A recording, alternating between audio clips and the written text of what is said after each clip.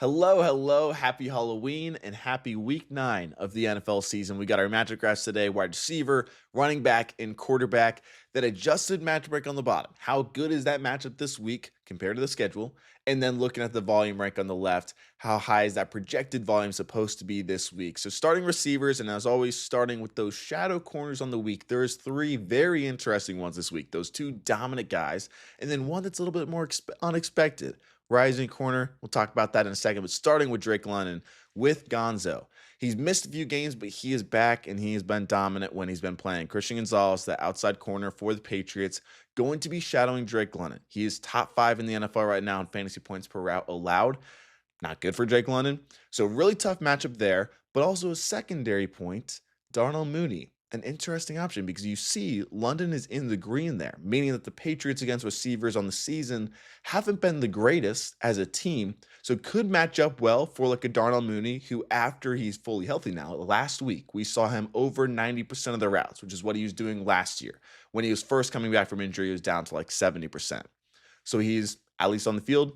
Penix is back. That helps. And overall, the matchup could be sneaky good for a guy like Darnell Mooney.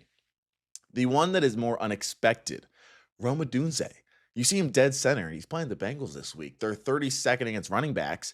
They're horrible. I'm pretty sure they're 32nd too against tight ends. But against receivers, they're actually average.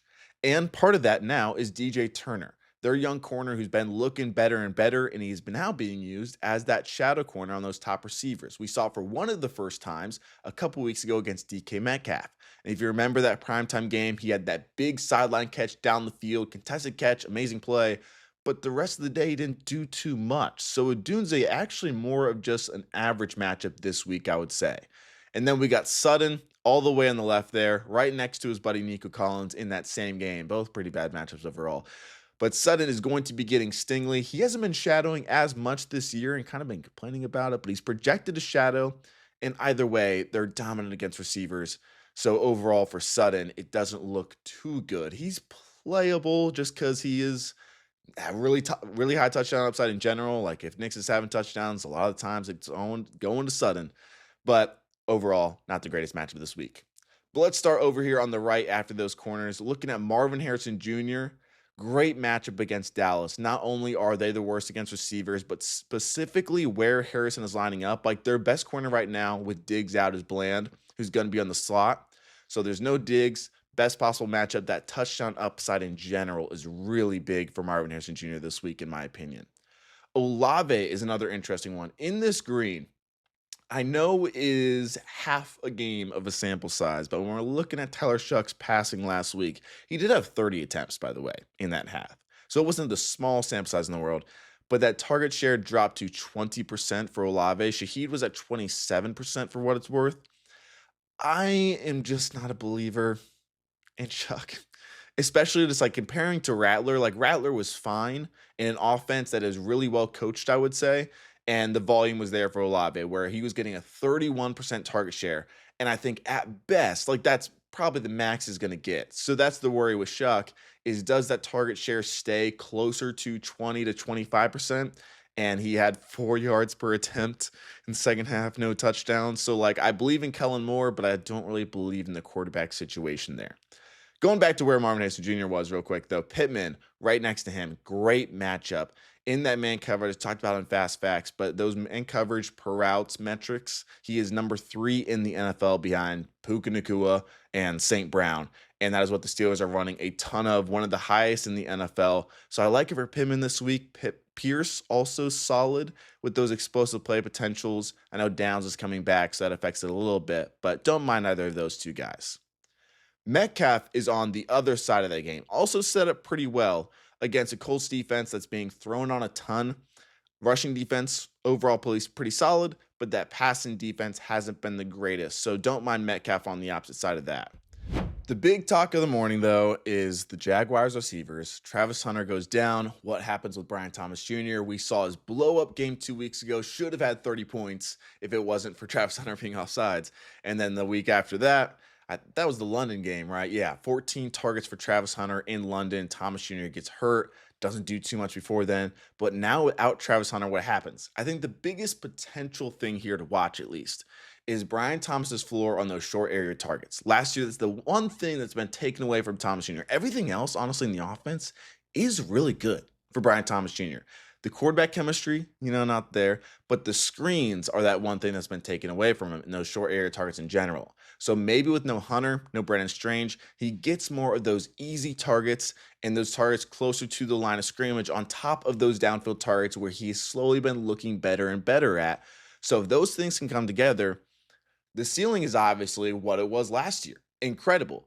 I just am not super confident in this fully changing everything, but I think he is still a start this week in an overall good matchup with no Travis Hunter. That volume should be there. That ceiling potential week to week is huge. I just don't know how consistent, I guess, it's going to be, is what I'd rather say. I like him overall, but the consistency still scares me just from what we saw last week before that injury. This next guy, McConkey, going to those Chargers receivers, they're all over the place like normal. So McConkey in the slot matchup over in the yellow here.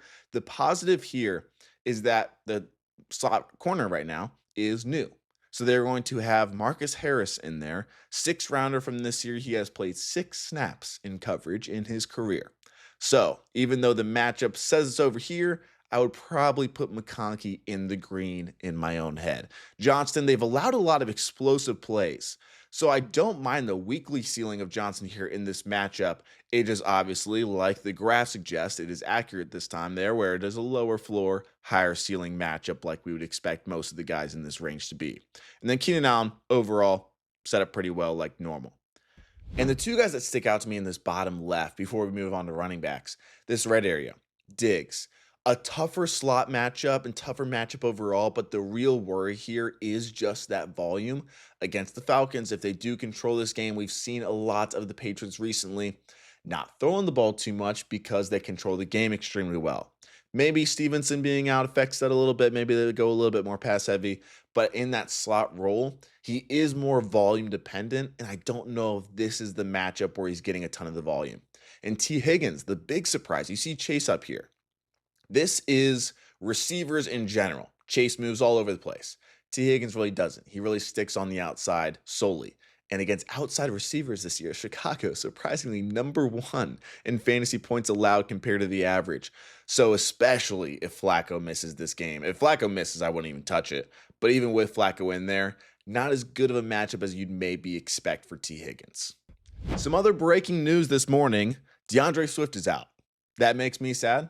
If you have DeAndre Swift, probably makes you sad because his matchup is incredible. So you see Monangai back in the bottom right there. He is basically going to be where Swift is right now. I would expect him to get 75% of the workload just from what we've seen so far, the trust there in general. So Cincinnati right now, they're 32nd in terms of rushing fantasy points. They're 31st against receiving fantasy points to running backs. So they are horrible at both, and they're horrible overall. And they're injured. So just in general, this game, there is nothing that you can find, at least that I can find so far, in this matchup that is bad for running backs. So Monangai, there's not too many guys or RB2s that I would play over him. He maybe isn't an RB1 this week just because it is more that backup running back. There's so many question marks, but the matchup, it's perfect. Chase Brown over in this section 2. But I will say, especially if Flacco's not in there, and that changes a lot too. But just this matchup against the Bears.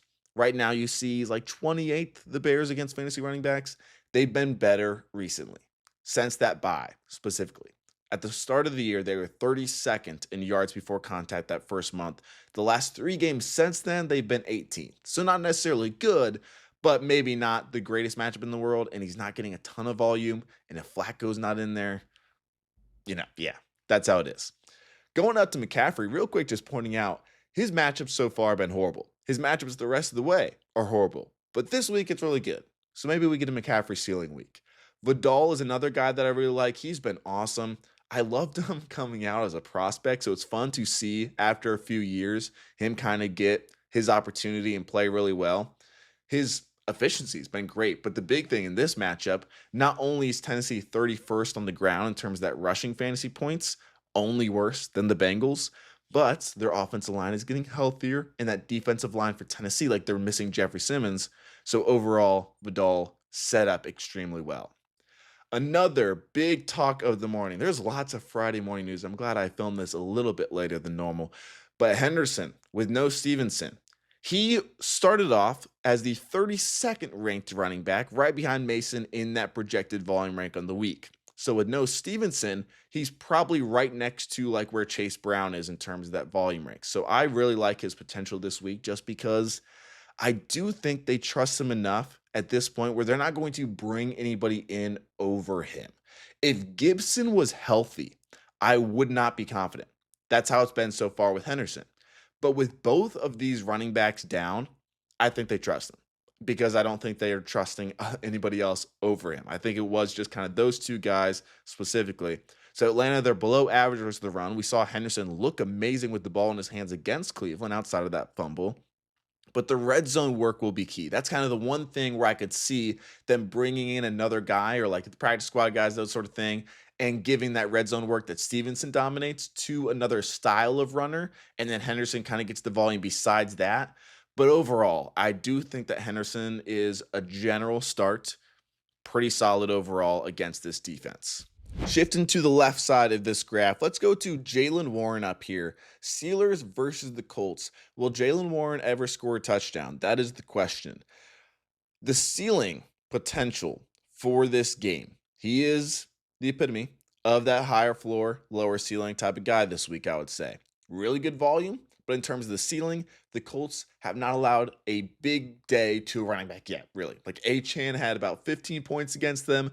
The biggest day so far was Spears last week with 17, which, like not really real as much. So Jaylen Warren, he's fine start. I just wouldn't expect that first huge day for him if you have other options with maybe a better ceiling.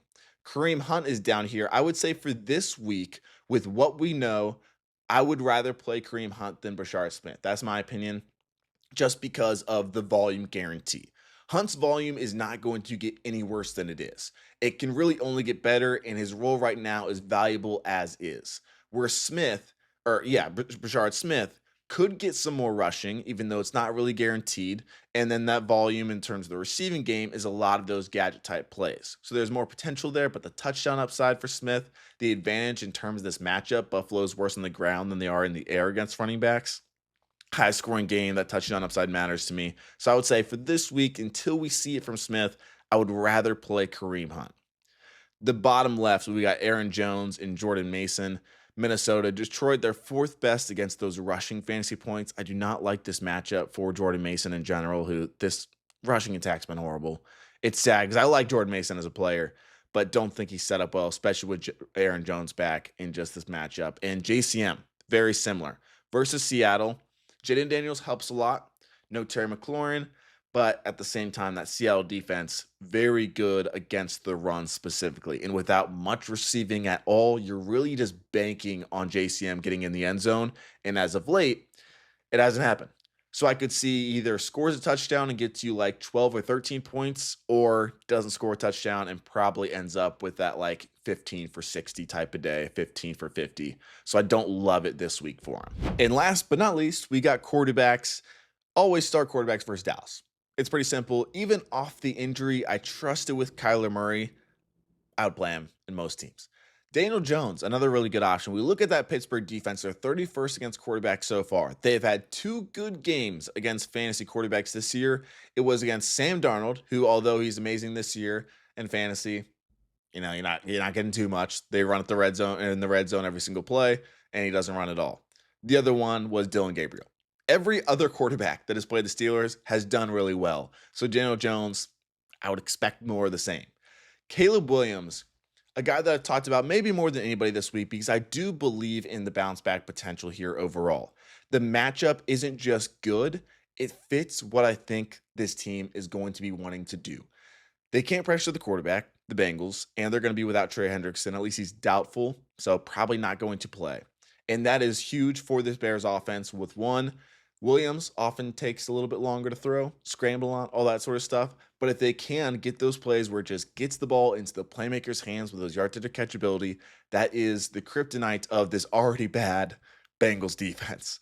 So I think that this is a game where Ben Johnson can kind of just scheme up a bunch of extremely valuable plays for Caleb Williams, where they get the ball in the playmaker's hands in really good spots against this zone coverage, and they can break a few. So I really like it for Caleb overall. pretty confident even after a 3-week stretch that's been horrid. Dart over here in the green still, and it's important to see Dart in this green because basically every single week he's been all the way over here on the left. His matchups have been really bad. His volume's been really good. I would say that it's better than like his quarterback 12 volume right now, just because so much of that rushing is in the red zone and he's been so good at it. So I would say, like, honestly, in my opinion, more so that top 10 quarterback volume. But still, quarterback 1 of the week this week for me, top 12 guy. Think he's a good start overall versus the San Francisco defense. Jayden Daniels is up in this top left, or at least this middle top. The volume, still incredible. He's going to be without Terry McLaurin, but I would say it's kind of like the opposite of JCM. Like, this rushing defense is so good. They're going to have to rely on Jayden Daniels, his legs, his arms, everything. This primetime game still would always start Jayden Daniels weekly, even though it hasn't been as incredible this season, unless you have like a Mahomes or someone else that's extremely good. But even like, it would be hard for me to bench Daniels compared to Kyler Murray. Maybe let me know in the comments which one you'd go there. I don't have that decision, but I feel like that's a fun one. Herbert over here is fine for his potential against this defense, who in terms of a per play basis, they're still not the greatest passing defense. They're good because they don't get thrown on, but they do allow a lot of those explosive plays. So if they aren't pressuring the quarterback and Herbert can sit back there and take a couple of those deep shots, Johnson gets a big touchdown, Allen gets a big touchdown, McConkey, whoever it is, I think this is one of those games where Herbert could score 16 or 17 or 18 fantasy points in the first half, and then maybe has a few in the second half and has a good fantasy day overall. So don't love the floor, but I think he's still a fine play overall. And last but not least in terms of fantasy success potentially, is Bo Nix. Just a really hard matchup in general. Houston, they've been dominant against quarterbacks. I would just expect this to be a more low-scoring game. It's a heavy zone, number 1 team in EPA per dropback. They are number 1 against passing fantasy points. They're number 1 against quarterbacks. They're number 1 in everything so far. They haven't played a ton of good quarterbacks. We'll say that. But at the same time, no quarterback has done good against the Texans this year. So overall, Bo Nix, who hasn't been like that dominant player this year, I wouldn't expect the biggest volume day against this Texans defense, just from what we've seen on both sides of these teams. So don't love it for Bo Nix overall. But yeah, all 3 graphs. If you guys have any questions, I'll be answering it. Hopefully get around to all of them by Saturday night. But I hope you guys have a good Halloween weekend, and I'll see you guys soon. Thanks. Oh, also, almost at 10,000 subs. So sub. Thanks.